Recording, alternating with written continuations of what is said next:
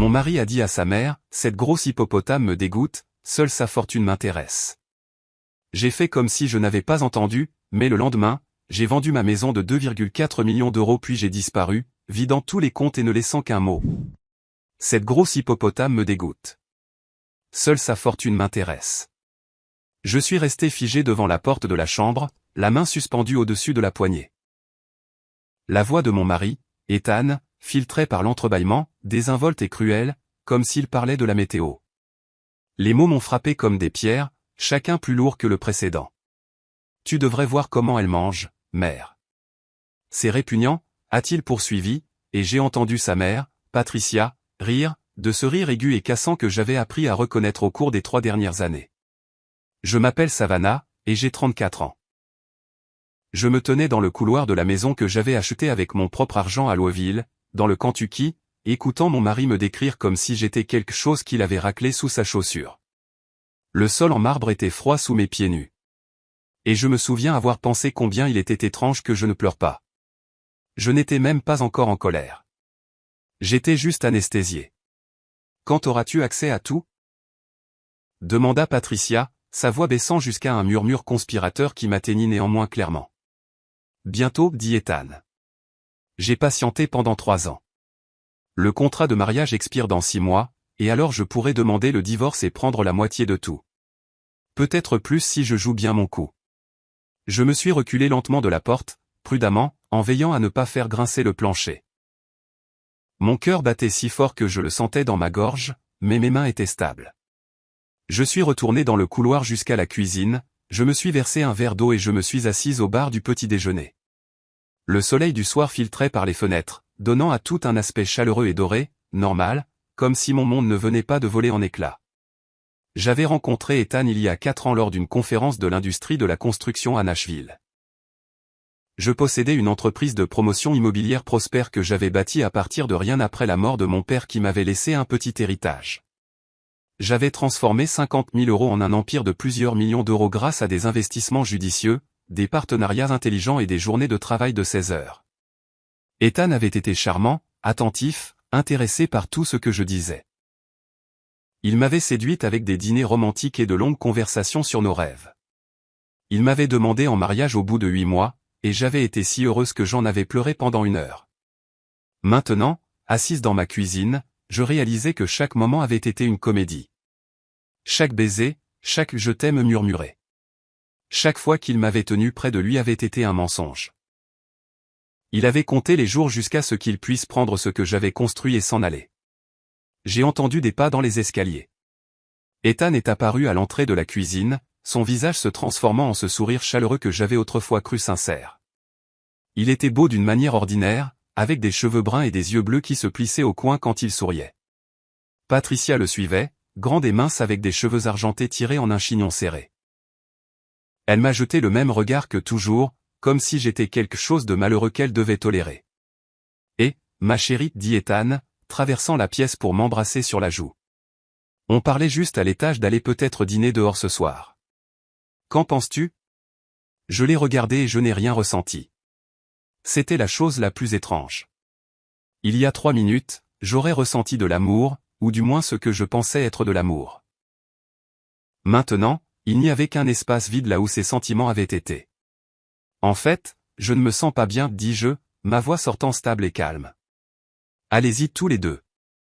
Je pense que je vais juste prendre une soupe et me coucher tôt. Les yeux de Patricia s'illuminèrent d'un plaisir à peine dissimulé. Oh, quel dommage. Eh bien, nous n'allons pas laisser ta réservation se perdre. Viens, Ethan. Je les ai regardés partir, j'ai écouté la porte du garage se fermer, j'ai entendu la voiture d'Ethan s'éloigner.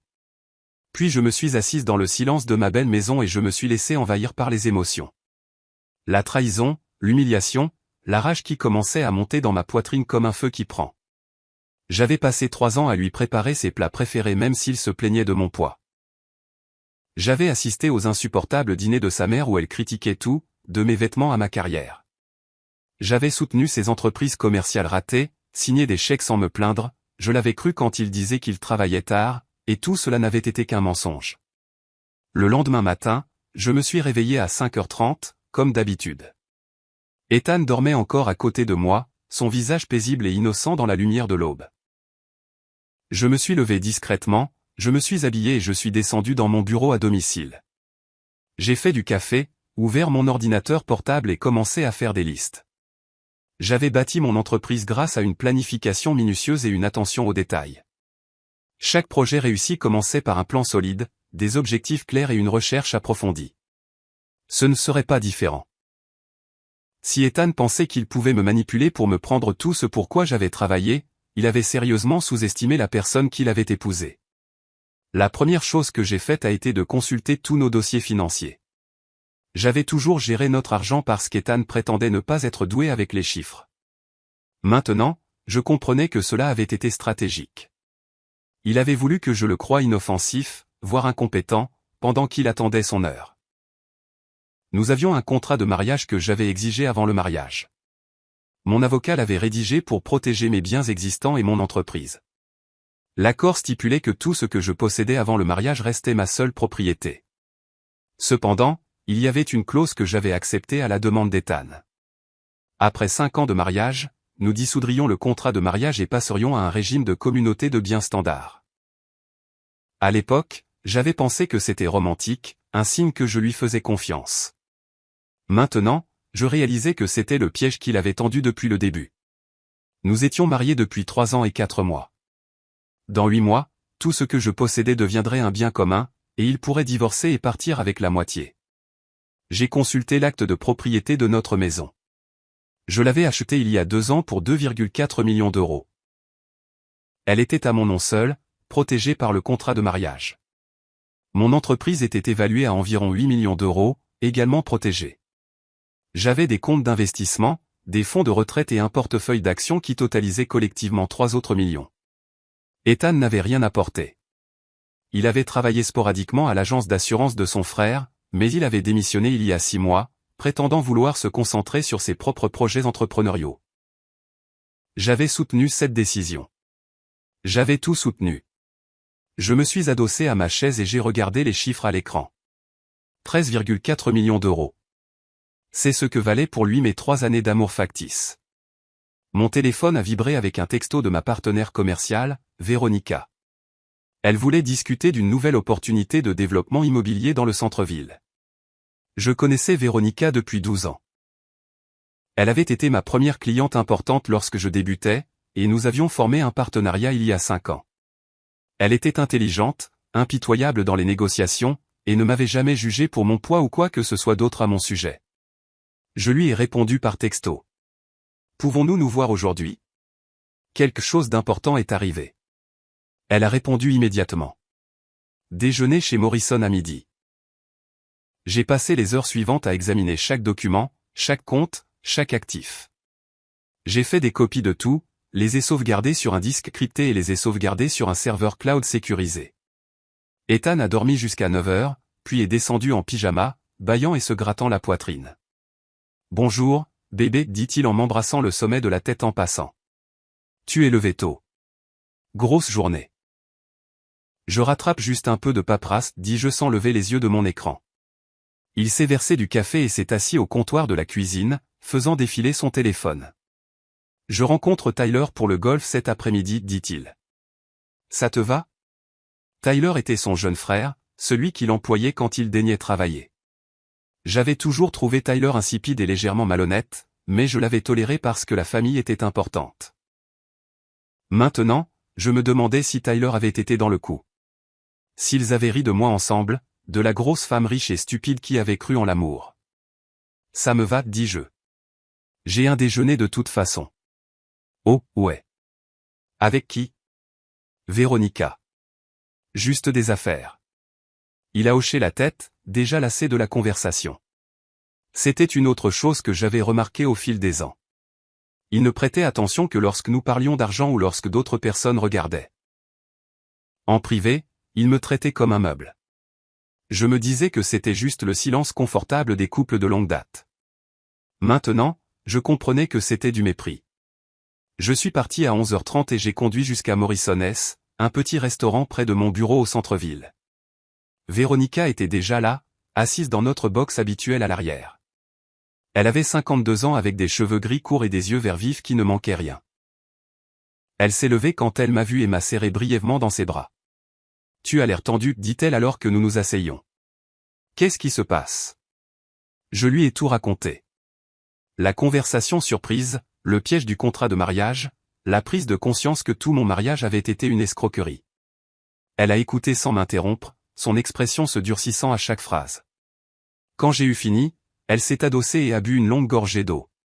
« Quel salaud absolu, dit-elle finalement. Qu'est-ce que tu vas faire ? Je ne sais pas encore, dis-je. Mais je dois agir vite.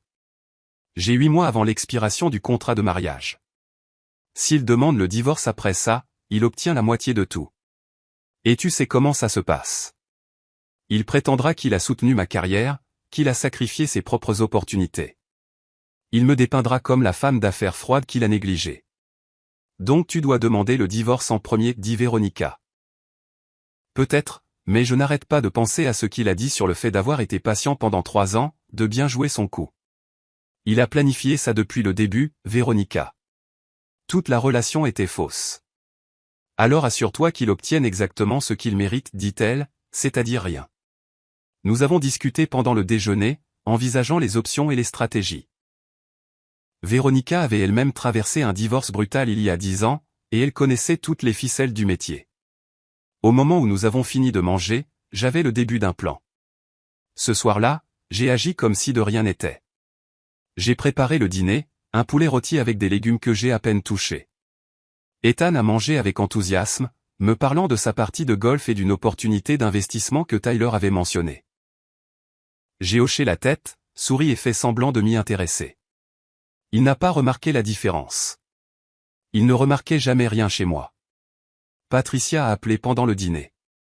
Ethan l'a mise sur haut-parleur et je l'ai écouté se plaindre des drames de son club de jardinage pendant que je débarrassais les assiettes. Elle n'a pas demandé comment j'allais. Elle ne le faisait jamais. Quand Ethan a finalement raccroché, il s'est étiré et a bâillé. « Je pense que je vais regarder le match, dit-il. Tu veux te joindre à moi ? J'ai du travail à finir, dis-je. Vas-y. Je suis retourné à mon bureau et j'ai continué mes recherches. J'ai examiné les comptes offshore, les fiducies de protection des actifs et les lois sur le transfert de propriété.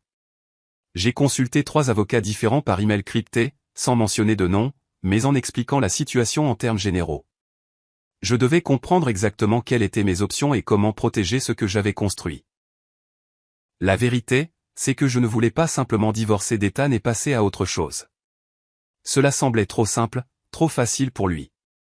Il avait passé 3 ans à me mentir, à me manipuler, attendant son jour de paix.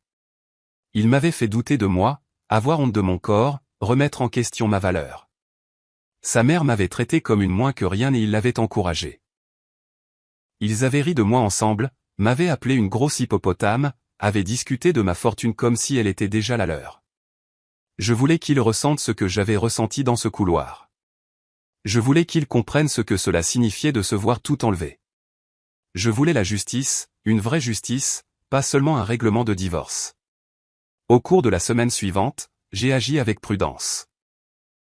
Je suis allé au travail tous les jours, j'ai géré mes propriétés, j'ai rencontré des entrepreneurs et des investisseurs. À la maison, j'étais la même épouse parfaite que j'avais toujours été.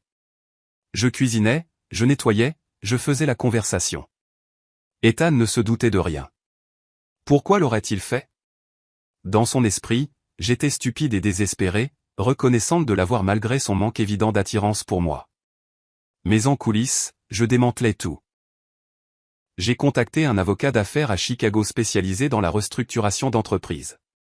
J'ai rencontré mon comptable et discuté de la réorganisation de la structure financière de mon entreprise. J'ai contacté un ancien collègue qui travaillait maintenant dans le développement immobilier international. Chaque conversation était soigneusement documentée, chaque décision stratégique. J'ai aussi engagé un détective privé. Il s'appelait Bernard et il était fortement recommandé par Véronica. Je lui ai confié une seule mission, suivre Ethan et tout documenter. Je ne savais pas ce qu'il trouverait, mais j'avais le sentiment qu'il y avait plus à découvrir. Les hommes qui mentent sur une chose mentent généralement sur tout. Bernard m'a appelé 3 jours plus tard alors que j'étais en inspection d'une propriété dans le West End de Louisville. Je me suis éloigné de mon contremaître et j'ai pris l'appel. Vous devez voir ça, dit Bernard, sa voix sombre. Pouvez-vous me rencontrer? Nous nous sommes rencontrés dans un café 1 heure plus tard. Bernard avait la soixantaine, les cheveux gris et un air professionnel qui inspirait immédiatement confiance. Il a glissé un dossier manie sur la table sans préambule. À l'intérieur se trouvaient des photographies. Ethan avec une femme que je ne reconnaissais pas, Ethan embrassant cette femme devant un hôtel. Ethan entrant dans un immeuble avec elle. Les photos étaient datées et horodatées. Elles remontaient à 14 mois. Elle s'appelle Kelsey, dit Bernard. Elle a 26 ans. Elle travaille comme réceptionniste dans un cabinet dentaire. Il la voit depuis environ 6 mois après que vous ayez acheté votre maison. L'appartement est à lui. Il le loue sous une SARL. Il paie en espèces. Elle ne sait pas qu'il est marié. J'ai regardé les photos et j'ai ressenti à nouveau cet étrange engourdissement. Ça aurait dû faire plus mal. Ça aurait dû me détruire. Au lieu de cela, je me sentais étrangement validé. C'était qui il était vraiment. C'était la vérité sous la performance. Il y a plus, dit Bernard. J'ai fait des recherches sur ses finances. Il a d'importantes dettes de jeu, environ 200 000 € répartis sur 3 casinos différents. Il a utilisé des avances de fonds sur des cartes de crédit que vous ne connaissiez pas. Votre nom n'est pas dessus, mais il a payé les minimums avec le compte du ménage auquel vous lui donnez accès. J'ai levé les yeux des photos. Combien a-t-il pris? Environ 30 000 au cours de la dernière année. De petites sommes. Rien qui aurait attiré votre attention, mais ça s'additionne. J'ai refermé le dossier et je me suis adossé. Continuez à le suivre. Documentez tout. Je veux connaître chaque mensonge, chaque dette, chaque secret. Pouvez-vous faire ça? Absolument, dit Bernard. Qu'est-ce que vous prévoyez? Je prévois de m'assurer qu'il ne sous-estime plus jamais personne, dis-je. Cette nuit-là, je me suis couché à côté d'Ethan et je l'ai regardé dormir. Il avait l'air paisible, content, comme un homme sans souci au monde. Il n'avait aucune idée que son plan soigneusement construit était sur le point de s'effondrer. Il ne savait pas que la grosse femme stupide qu'il avait utilisée avait 10 longueurs d'avance sur lui. Il pensait qu'il était le prédateur. Mais il avait commis une erreur critique. Il avait sous-estimé sa proie. 2 semaines plus tard, je me suis retrouvé dans une salle de conférence au centre-ville de Chicago avec 3 avocats, mon comptable et Véronica. La vue du 42e étage était spectaculaire, mais je l'ai à peine remarqué.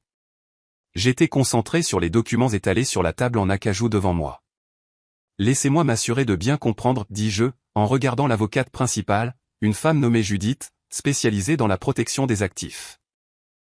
Si je restructure mon entreprise de cette manière, si je convertis mes biens personnels en actifs commerciaux et si j'établis la fiducie que vous recommandez, tout devient intouchable en cas de divorce. Pas entièrement intouchable, dit Judith avec précaution. Mais beaucoup plus compliqué d'accès.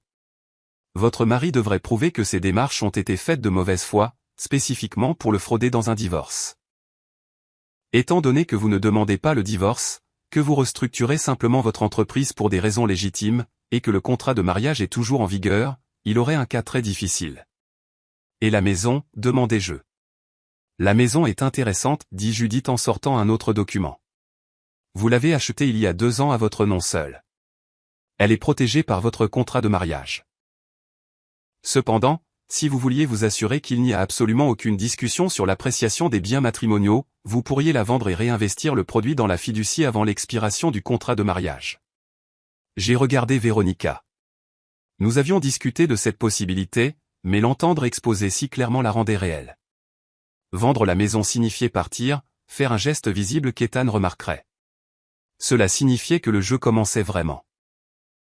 Combien de temps cela prendrait-il, demandai-je. Sur ce marché, avec une propriété comme la vôtre, 2 à 3 semaines si vous la mettez au bon prix, dit Judith.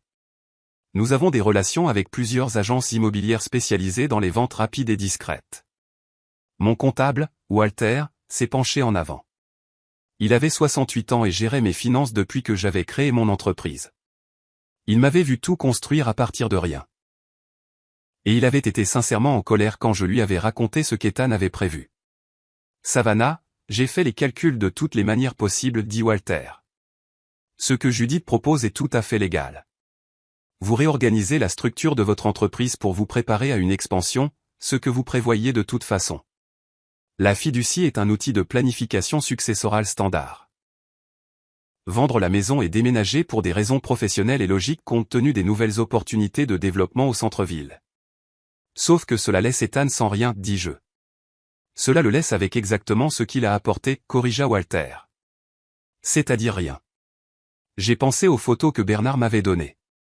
Ethan avec Kelsey, riant, s'embrassant, jouant à la maison dans l'appartement qu'il avait loué avec l'argent qu'il m'avait volé. J'ai pensé au rire cruel de Patricia, au fait d'avoir été appelée une grosse hippopotame. À 3 ans de croire en un amour qui n'avait jamais existé. Faisons-le, dis-je. Tout. Quand pouvons-nous commencer aujourd'hui? Je ferai préparer les documents pour demain matin, dit Judith. La fiducie peut être établie en 1 semaine. La restructuration de l'entreprise prendra un peu plus de temps, mais nous pouvons commencer le processus immédiatement. Nous avons passé les 3 heures suivantes à passer en revue chaque détail. J'ai signé des documents préliminaires, autorisé Walter à commencer à transférer des actifs et approuver le plan de réorganisation de l'entreprise. Au moment où j'ai quitté Chicago, les rouages étaient en mouvement. J'ai repris la route pour Louisville, me sentant étrangement calme. Les lumières de la ville défilaient alors que je traversais le pont sur la rivière Ohio. Quelque part dans cette ville, Ethan était probablement avec Kelsey, mentant sur le fait de travailler tard. Ou peut-être était-il à la maison en train de jouer le mari dévoué, attendant son jour de paix. Cela n'avait plus d'importance. Il avait déjà perdu. Il ne le savait tout simplement pas encore. Quand je suis rentré à la maison à 21h30 ce soir-là, Ethan était sur le canapé en train de regarder la télévision. Il a levé les yeux quand je suis entré, surpris. « Tu es en retard, dit-il. »« Où étais-tu » ?»« Chic, dis-je en posant ma mallette. »« Réunion d'affaires. »« Je t'ai envoyé un texto ce matin. » Il avait l'air confus, vérifiant son téléphone. « Oh, c'est vrai. Désolé, j'ai dû le manquer. »« Comment ça s'est passé ?»« Très bien, en fait, dis-je. » Et c'était la vérité. Je restructure l'entreprise, je m'étends sur de nouveaux marchés. Ça va entraîner quelques changements, mais de bons. C'est super, bébé, dit-il, se retournant déjà vers la télévision. Il n'a pas posé de questions sur les détails. Il ne se souciait de mon entreprise que si cela affectait son compte en banque.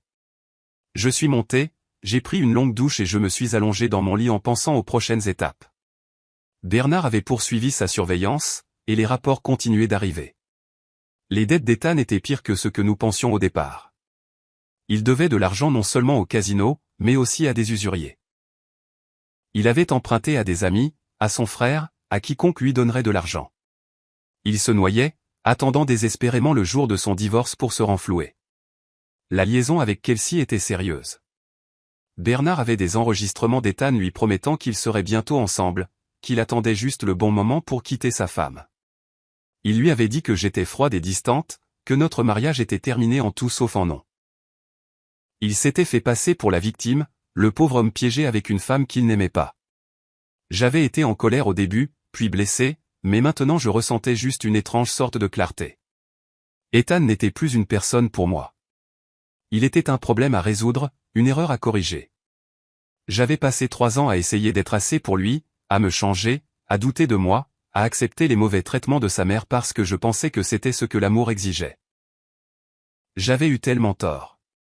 Le lendemain matin, j'ai appelé une agente immobilière avec qui j'avais déjà travaillé, une femme vive nommée Vanessa, qui s'occupait de propriétés haut de gamme. Je l'ai rencontrée dans un café près de mon bureau. « Je dois vendre ma maison, dis-je sans préambule. Vite, discrètement, et à un bon prix. » Vanessa n'a même pas scié. « Quand vous dites vite, quel est votre délai ? » 2 semaines, 3 au maximum. « Et votre mari n'a pas besoin de savoir avant que les contrats ne soient signés. » Elle a souri, et ce n'était pas une expression agréable. « J'ai entendu dire que vous pourriez faire quelques changements. Véronica a mentionné que vous pourriez avoir besoin d'une aide discrète. J'ai 3 acheteurs qui cherchent dans votre quartier. Offre en espèces, clôture rapide. Quand puis-je voir la propriété ? Aujourd'hui, dis-je. Ethan joue au golf tous les jeudis après-midi. Passez à 14h. Vanessa est arrivée exactement à 14 heures, accompagnée d'un photographe et d'un consultant en homestaging. Ils se sont déplacés dans ma maison de manière efficace et professionnelle, prenant des notes et des photos. Je les ai regardés évaluer la maison que j'avais choisie si soigneusement, l'endroit où j'avais pensé construire une vie. Maintenant, ce n'était qu'un autre actif à liquider.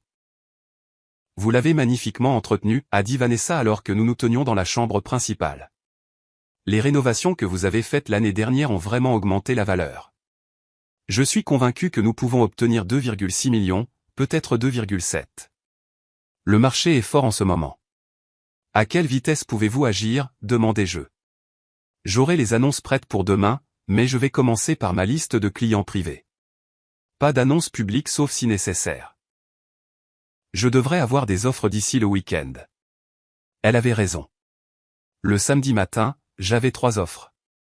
2 à 2,6 millions d'euros, une à 2,7. Toutes en espèces, toutes prêtes à conclure en 2 semaines. J'ai accepté l'offre la plus élevée et signé les contrats dans le bureau de Vanessa cet après-midi-là, alors qu'Ethan pensait que j'étais en inspection d'une propriété. Quand je suis rentré, il était dans le salon avec Patricia. Ils ont levé les yeux quand je suis entré et quelque chose dans leurs expressions m'a fait marquer une pause. Ils avaient parlé de quelque chose de sérieux et je les avais interrompus. Savannah, dit Patricia, sa voix dégoulinant d'une fausse chaleur. Quel plaisir de te voir. Je disais justement à Ethan que nous devrions tous dîner ensemble la semaine prochaine, un vrai repas de famille. Ça a l'air sympa, dis-je, me demandant ce qu'il préparait vraiment. Patricia n'avait jamais suggéré un dîner de famille auparavant. Elle préférait généralement que je n'existe pas, je cuisinerai, poursuivit Patricia. Chez moi samedi soir prochain, à 18h. Tu viendras, n'est-ce pas? Il y avait quelque chose de provocateur dans son ton, comme si elle s'attendait à ce que je refuse. Comme si elle voulait que je refuse pour pouvoir me le reprocher plus tard. Bien sûr, dis-je, je serai là. Après le départ de Patricia, Ethan était plus silencieux que d'habitude. Il n'arrêtait pas de me jeter des regards avec une expression étrange, comme s'il essayait de comprendre quelque chose. Cette nuit-là au lit, il s'est retourné et a passé son bras autour de moi, ce qu'il faisait rarement maintenant. Tu sembles différente dernièrement, dit-il. Plus confiante ou quelque chose comme ça. Qu'est-ce qui se passe? Mon cœur battait la chamade, mais j'ai gardé ma voix stable. Juste excité par l'expansion de l'entreprise. C'est une grosse opportunité. Oui, à ce sujet, dit-il. Je pensais que je devrais peut-être m'impliquer davantage. Je veux dire, ça fait un moment que je n'ai pas travaillé et je connais assez bien l'entreprise maintenant. Peut-être que je pourrais jouer un vrai rôle, pas seulement en tant que ton mari, mais en tant que partenaire. Voilà. Il devenait nerveux. Quelque chose l'avait effrayé, l'avait poussé à vouloir sécuriser sa position plus fermement. Je me demandais si Tyler avait dit quelque chose ou si Patricia avait semé l'idée. Quoi qu'il en soit, il essayait de lier son nom à mon entreprise avant l'expiration du contrat de mariage. C'est gentil, dis-je, me tournant pour lui faire face dans l'obscurité. Mais tu sais, la structure de l'entreprise est assez bien établie. Tous les partenariats sont formalisés. Ce serait compliqué d'ajouter quelqu'un de nouveau, même toi. Mais je suis ton mari, dit-il, et je pouvais entendre le tranchant dans sa voix. Ça devrait compter pour quelque chose. Ça compte, mentis-je. Ça compte pour tout. Mais les affaires sont les affaires. Tu comprends ça, n'est-ce pas? Il est resté silencieux un long moment. Oui, dit-il finalement. Je suppose que oui. Mais je pouvais sentir la tension dans son corps, la suspicion qui commençait à grandir. Je devrais agir plus vite que prévu. La semaine suivante fut un tourbillon d'activités. J'ai signé les derniers documents de clôture de la maison le mardi. Les nouveaux propriétaires voulaient prendre possession dans 10 jours, ce qui signifiait que je devais faire mes bagages et trouver un endroit où aller. J'ai dit à Ethan que l'entreprise avait acheté un appartement d'entreprise temporaire au centre-ville pour que je l'utilise pendant le projet d'expansion, que c'était plus logique que de faire des allers-retours tous les jours. Et moi, demanda-t-il. Et pour la première fois, j'ai vu une vraie peur dans ses yeux. L'appartement est minuscule, juste un studio, dis-je. Tu peux rester ici jusqu'à ce que je trouve une solution permanente pour nous. C'est seulement temporaire. Il n'a pas aimé ça. Mais que pouvait-il dire? J'étais censé travailler jour et nuit sur un projet d'entreprise majeur. C'était logique. Il n'avait aucune idée que la maison avait été vendue sous son nez. J'ai commencé à déménager progressivement mes affaires personnelles. Vêtements, bijoux, documents importants, photos de famille. J'ai fait attention à ne pas tout prendre en même temps, juste assez pour que ce ne soit pas évident. J'ai tout mis dans un garde-meuble d'abord, puis progressivement dans l'appartement meublé que j'avais réellement loué. Un bel appartement de 2 chambres dans un immeuble sécurisé du centre-ville avec vue sur la rivière. Bernard a poursuivi sa surveillance. Ethan devenait plus désespéré, son jeu pire. Il avait perdu 30 000 autres au cours des 2 dernières semaines seulement. Il empruntait maintenant à Patricia. J'ai découvert qu'elle lui avait donné 50 000 € il y a à peine 3 jours, s'attendant probablement à les récupérer lorsqu'il divorcerait de moi et obtiendrait son règlement. Le samedi soir, je suis allé chez Patricia pour le dîner de famille qu'elle avait organisé. C'était une grande maison coloniale ancienne dans le quartier chic de la ville, héritée de son défunt mari. Ethan avait grandi ici, dans cette maison froide et formelle remplie d'antiquité et de jugement. Patricia a ouvert la porte, portant des perles et un sourire crispé. « Savannah, tu as réussi. Entre.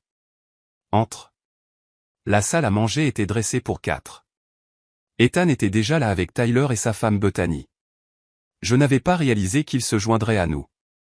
Bethany était une femme discrète qui semblait toujours légèrement terrifiée par Patricia. J'avais de la peine pour elle. Nous nous sommes assis pour du roast-beef et des pommes de terre, et Patricia a immédiatement commencé sa routine habituelle d'insultes subtiles déguisées en sollicitude. « Savannah, ma chère, es-tu allée à la salle de sport dernièrement ? Tu as l'air un peu fatiguée, dit-elle en me passant les légumes tout en prenant la plus petite portion pour elle-même. J'ai été occupée par le travail, dis-je agréablement. Bien sûr, bien sûr. Tes petits projets d'entreprise. Comme c'est gentil que tu aies quelque chose pour occuper ton temps. Elle a dit cela comme si je dirigeais une boutique de loisirs créatifs au lieu d'une entreprise de plusieurs millions d'euros. Tyler est intervenu. En fait, maman, l'entreprise de Savannah marche très bien. Ethan me parlait d'une grande expansion qu'elle prévoit. Le sourire de Patricia se crispa. Oui, Ethan a mentionné quelque chose à ce sujet. Ça semble beaucoup de risques, cependant. Ne serait-il pas plus sage de se concentrer sur la stabilité à ton âge ? Tu ne rajeunis pas. J'avais 34 ans. Elle a fait comme si j'étais ancienne. Parfois, il faut prendre des risques calculés pour grandir, dis-je. C'est comme ça que j'ai bâti l'entreprise au départ. Eh bien, Dieu merci, tu as Ethan pour te garder les pieds sur terre, dit Patricia, tendant la main pour tapoter la main de son fils. Il a toujours été si raisonnable avec l'argent, n'est-ce pas, chérie ? Ethan sourit à sa mère, et je vis la même froideur dans ses yeux que j'avais entendu dans sa voix cette nuit-là devant la chambre. C'est ce qu'il avait appris d'elle. Cette cruauté désinvolte, cette croyance que certaines personnes comptaient simplement plus que d'autres. Le dîner s'est poursuivi avec plus de la même chose. Patricia a fait des commentaires sur mon apparence, mon âge, mes décisions commerciales. Tyler et Bethany sont restés pour la plupart silencieux, et Ethan a joué le fils dévoué, d'accord avec tout ce que sa mère disait. J'ai souri, hoché la tête et joué mon rôle à la perfection. Après le dîner, Patricia a suggéré que les hommes aillent au bureau pour un brandy pendant que nous, les femmes, nettoyions. C'était si démodé et ridicule que j'ai failli rire, mais je l'ai suivi, elle et Bethany, dans la cuisine. Je suis contente que nous ayons ce temps seul, dit Patricia en me tendant un plat à essuyer. Je voulais te parler de quelque chose d'important. Qu'est-ce que c'est, demandai-je, bien que j'aie le sentiment de savoir où cela menait. Ethan, dit-elle simplement. Il n'a pas l'air heureux ces derniers temps. Je pense que le mariage lui pèse. Bethany m'a lancé un regard d'excuse, mais n'a rien dit. Elle avait appris depuis longtemps à ne pas contrarier Patricia. Je n'ai pas remarqué qu'il était malheureux, dis-je prudemment. Eh bien, tu ne le remarquerais pas, n'est-ce pas, dit Patricia, sa voix s'aiguisant. Tu es tellement concentré sur ton travail, ton argent, tes propriétés. Quand as-tu vraiment regardé ton mari pour la dernière fois et pensé à ce dont il a besoin ? J'ai posé le plat que j'essuyais et je me suis tourné pour lui faire face. Qu'est-ce que tu veux dire exactement, Patricia ? Elle a croisé mon regard avec une confiance absolue. Je dis que ce serait peut-être plus gentil pour tout le monde si tu reconnaissais que ce mariage ne fonctionne pas. Ethan mérite d'être avec quelqu'un qui l'apprécie, qui le met en premier, et toi, eh bien, tu préfères clairement ton entreprise à toute relation. Il est peut-être temps de vous séparer à l'amiable avant que quelqu'un ne soit blessé. Voilà. Elle préparait le récit. Quand Ethan demanderait le divorce après l'expiration du contrat de mariage, il prétendrait que j'avais été une épouse négligente, que je l'avais repoussé avec mon obsession pour le travail. Il le dépeindrait comme la victime et moi comme la femme froide et égoïste qui méritait d'être quittée. C'est une perspective intéressante, dis-je doucement. Mais je ne prévois pas de divorcer d'Ethan. J'aime mon mari. L'expression de Patricia vacilla avec quelque chose qui ressemblait à de la colère avant qu'elle ne la lisse. Bien sûr que tu l'aimes, ma chère. Je pense juste que tu devrais être réaliste quant à la situation. Ethan a toute sa vie devant lui. Il ne devrait pas être enchaîné à quelqu'un qui ne peut pas lui donner ce dont il a besoin. Je savais ce qu'elle voulait dire. Des enfants. Ethan avait mentionné vouloir des enfants au début de notre mariage, mais j'avais dit que je voulais attendre que l'entreprise soit plus stable. La vérité, c'est que je n'avais jamais été sûr de vouloir des enfants, et j'avais été honnête à ce sujet. Maintenant, Patricia l'utilisait comme une autre arme, une autre preuve que je n'étais pas assez bien pour son fils. Eh bien, merci pour ta préoccupation, dis-je, ma voix toujours agréable. Mais Ethan et moi allons régler les choses par nous-mêmes. Nous avons fini de nettoyer en silence. Quand nous sommes retournés au bureau, Ethan et Tyler riaient de quelque chose, et j'ai vu la façon dont le visage d'Ethan a changé quand il m'a vu. Le rire s'est éteint, remplacé par ce masque poli qu'il portait toujours avec moi. Sur le chemin du retour, il était silencieux. J'étais silencieuse aussi, pensant aux paroles de Patricia, au piège qu'ils avaient si soigneusement construit. Il pensait m'avoir acculé. Il pensait que je n'avais aucune idée de ce qui allait arriver. Ma mère veut bien faire, dit finalement Ethan alors que nous nous garions dans l'allée. Elle s'inquiète juste pour moi. Je sais, dis-je, et c'était vrai. Je savais exactement à quel point Patricia aimait son fils, assez pour l'aider à planifier la destruction de la vie de quelqu'un d'autre pour de l'argent. Cette nuit-là, je suis resté éveillé longtemps après qu'Ethan se soit endormi. Mon téléphone a vibré avec un message de Bernard. Il avait découvert quelque chose de nouveau, quelque chose d'important. J'ai lu son texto 3 fois, sentant les pièces du puzzle se mettre en place.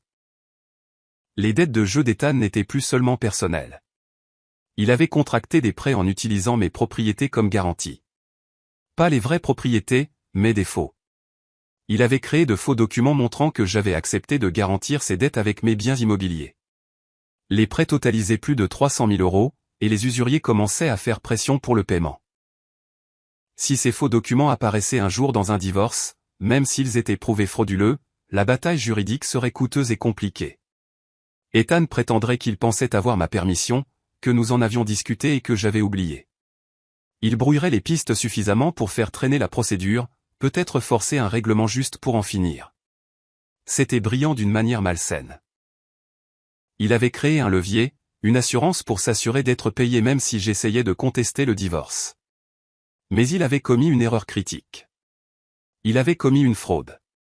Une fraude réelle, documentable et poursuivable. Et j'avais des preuves. J'ai pris une capture d'écran du message de Bernard et l'ai enregistré sur mon disque crypté. Puis j'ai envoyé un texto à Judith à Chicago. Nous devons nous parler demain matin. Urgence. Quand je me suis finalement endormi vers 3 heures du matin, j'ai rêvé d'eau claire et de ciel ouvert. J'ai rêvé de liberté. Le lendemain matin était un dimanche. Ethan a fait la grasse matinée pendant que je faisais du café et que j'attendais dans la cuisine que Judith me rappelle. Elle a téléphoné à 8 heures, l'air inquiet. « Que s'est-il passé ?» demanda-t-elle.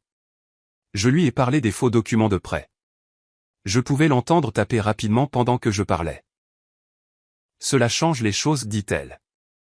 C'est une fraude criminelle. Nous pouvons l'utiliser. Comment, demandai-je. Nous pouvons déposer une plainte à la police, mais plus important encore, nous pouvons l'utiliser pour annuler toute réclamation qu'il pourrait faire dans un divorce. S'il vous attaque pour quoi que ce soit, nous le menaçons de poursuite. Il partira sans rien pour éviter la prison. Je veux plus que ça, dis-je. Je veux qu'il comprenne ce qu'il a fait. Je veux des conséquences qui comptent vraiment. Il y eut une pause. À quoi pensez-vous? Je pense que j'en ai fini de jouer gentiment, dis-je.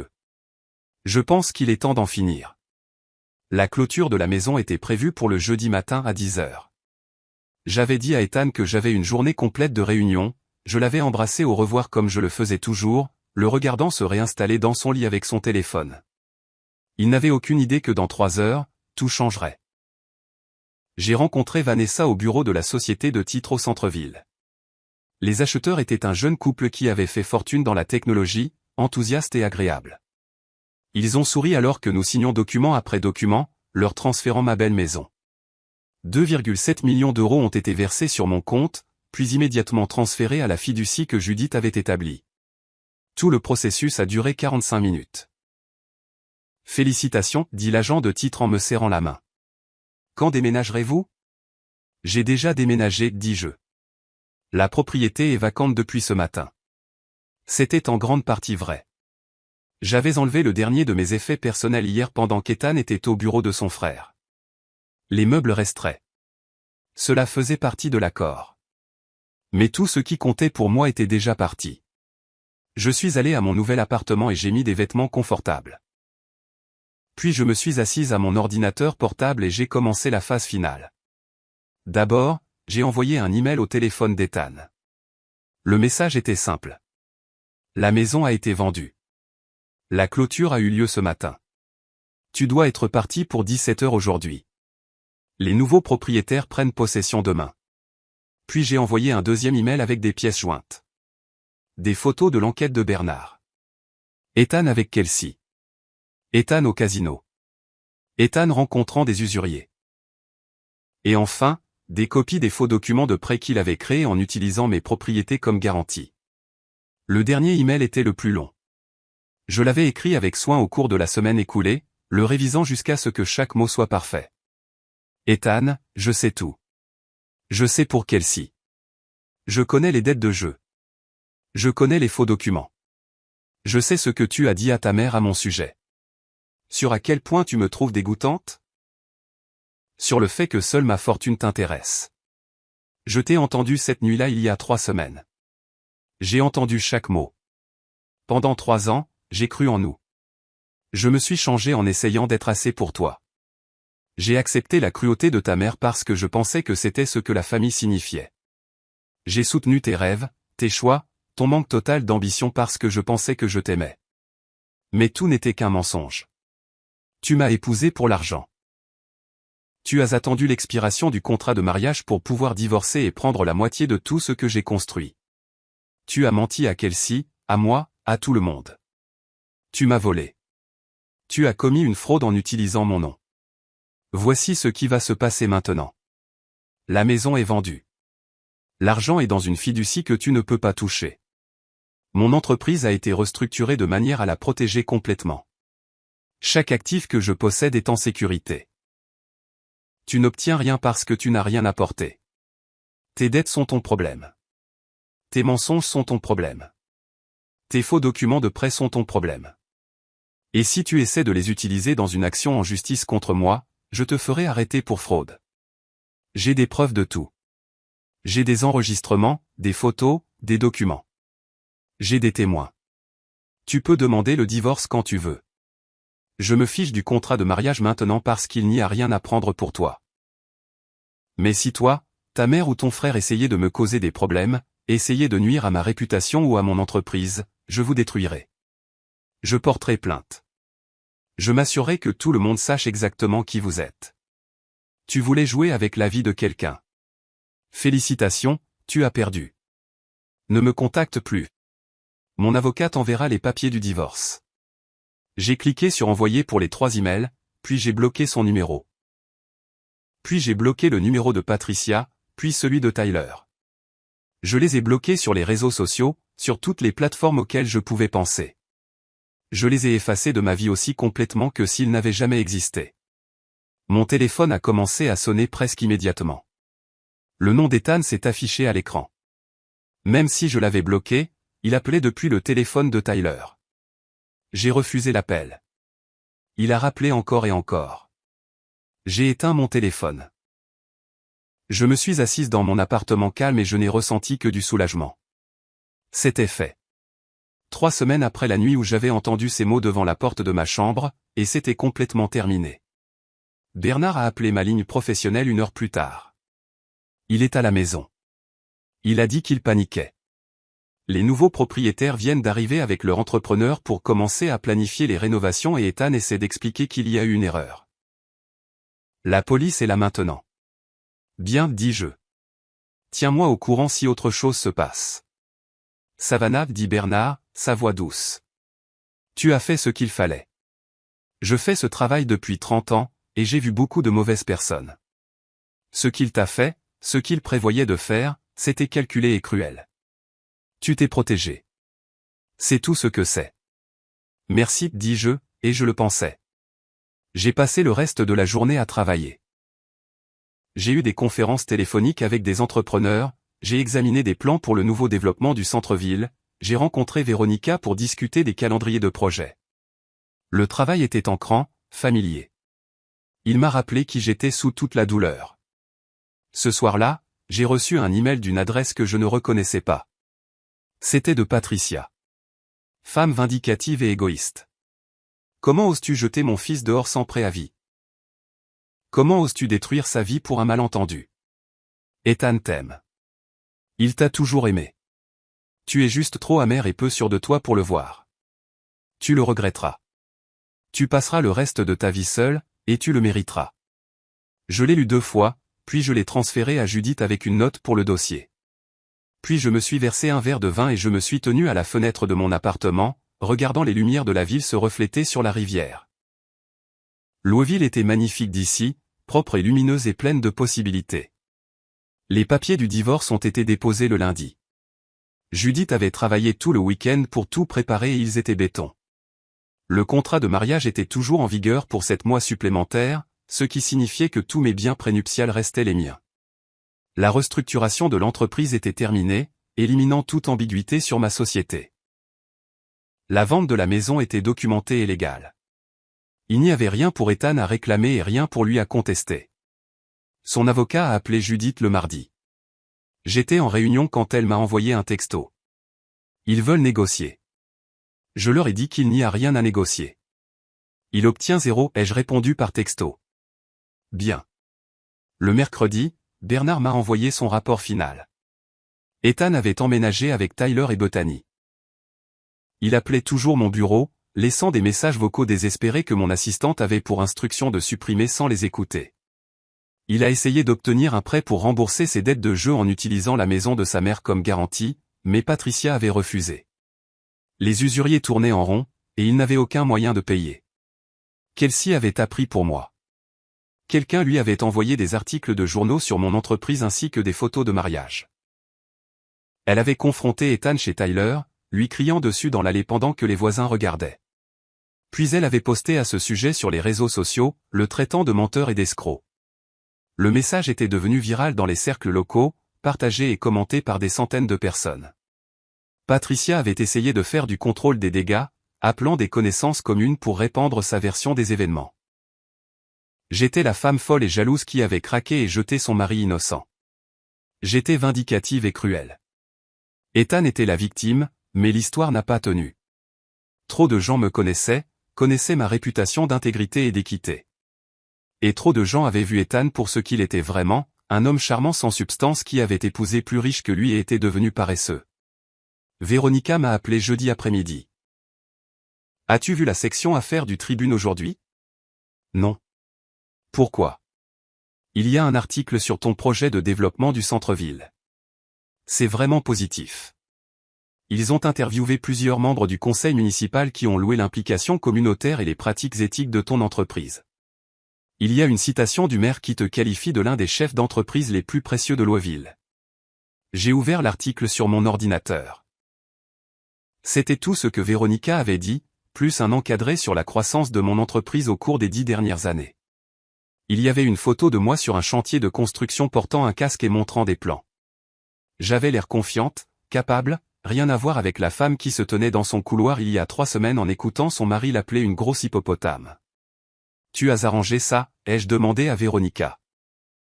J'ai peut-être mentionné à un ami journaliste que tu faisais quelque chose d'innovant dans le développement urbain, dit-elle, et je pouvais entendre le sourire dans sa voix. Le reste s'est écrit tout seul. Tu es vraiment impressionnante, Savannah. Il est temps que les gens s'en souviennent. Ce soir-là, j'ai rencontré mon avocate à son bureau de Louisville pour signer les derniers documents du divorce. Tout était prêt à être signifié à Ethan. Le mariage serait dissous dans 6 mois, la période d'attente standard.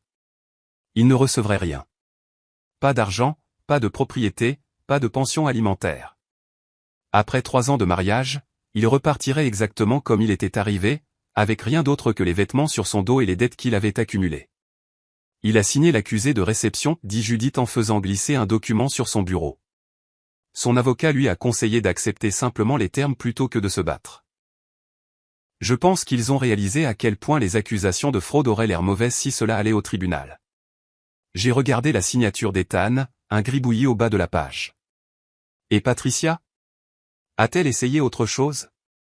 Quelques emails de plus, quelques appels au bureau. Rien de poursuivable. Elle est en colère, mais elle est assez intelligente pour savoir qu'elle ne peut rien faire. Son fils lui a menti aussi. Rappelez-vous, elle lui a donné 50 000 € sur la base de ses promesses concernant le règlement du divorce. Maintenant, elle a perdu cet argent sans aucun moyen de le récupérer. Bien. Je sais que j'aurais dû me sentir coupable à ce sujet, à propos de Patricia qui perdait son argent, mais ce n'était pas le cas. Elle avait élevé un fils qui voyait les gens comme des ressources à exploiter. Elle avait encouragé sa cruauté, ri de ses blagues sur mon apparence, l'avait aidé à planifier de prendre tout ce pour quoi j'avais travaillé. Elle avait mérité toutes les conséquences qui lui sont arrivées. J'ai signé les derniers documents et je me suis levé pour partir. Judith m'a accompagné jusqu'à l'ascenseur. Vous avez géré cela parfaitement, dit-elle. Beaucoup de gens dans votre situation seraient restés, se seraient convaincus que ce n'était pas si grave, ou ils auraient réagi émotionnellement, fait quelque chose d'irréfléchi. Vous avez été stratégique et patiente. Vous vous êtes protégé et avez protégé vos actifs complètement. J'ai appris des meilleurs, dis-je. Merci pour tout. Merci de m'avoir fait confiance. Et Savannah, je sais que cela a été terrible, mais vous allez vous en sortir. Mieux que bien. Vous allez prospérer. Je la croyais. Pour la première fois en 3 ans, je croyais vraiment que j'allais m'en sortir. 6 mois plus tard, je me suis assise dans un café du centre-ville de Louisville avec Véronica, examinant les plans de notre prochain projet.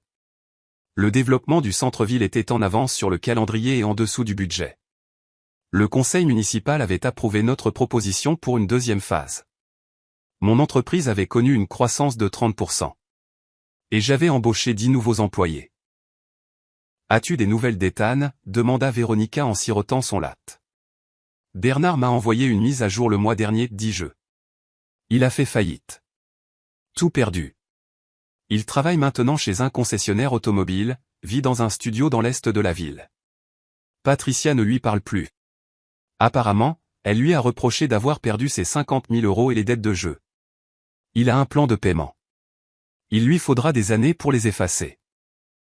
Tyler l'a viré de l'agence d'assurance après que l'incident avec Kelsey soit devenu viral. Sa réputation est à peu près détruite.